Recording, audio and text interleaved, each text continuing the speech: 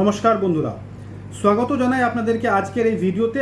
ভিডিওতে আমরা ডিসকাস করব নিট পিজি 2025-এর যে এক্সামিনেশনটা হয়েছে তার টাফনেস কীরকম ছিল, পেপারের পুরো অ্যানালিসিসটা করব। ভিডিও স্টার্ট করার আগে আপনাদেরকে রিকোয়েস্ট করব চ্যানেলটা সাবস্ক্রাইব করে নিন।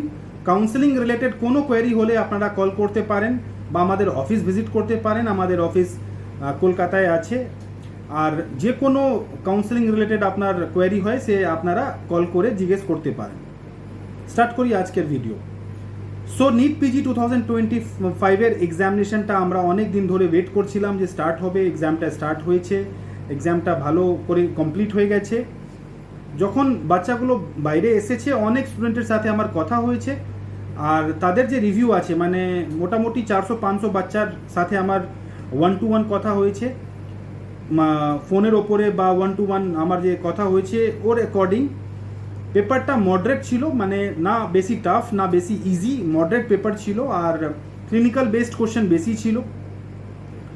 সো উই আর হোপিং কি এবার কাট অফটা মেবি একটু বেশি যাবে, মানে in comparison to 2024 paper was a bit easy.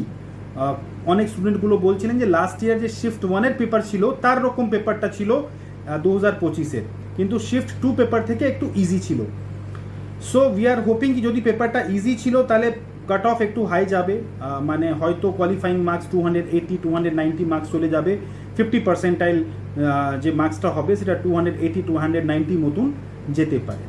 So এর ওপরে একটা আলাদা ভিডিও আমি আপলোড করব। এখন অবধি এইটুকু। 2-3 দিনের পরে আমি যখন 2000-3000 বাচ্চার সাথে আলাপ হয়ে যাবে, যখন বুঝতে পারবো যে হ্যাঁ এক্স্যাক্ট কীরকম ছিল পেপারটা, তখন একটা আর ভিডিও আপলোড করব পেপারের অ্যানালিসিসের ওপরে। এখন অবধি এরকমই, মানে এই ভিডিওটা এখানেই শেষ করছি। কাউন্সেলিং রিলেটেড কোনো ডিসকাশন করার জন্য নাম্বারটায় কল করে আপনি ডিসকাস করতে পারেন, আমাদের অফিসে ভিজিট করতে পারেন। নমস্কার।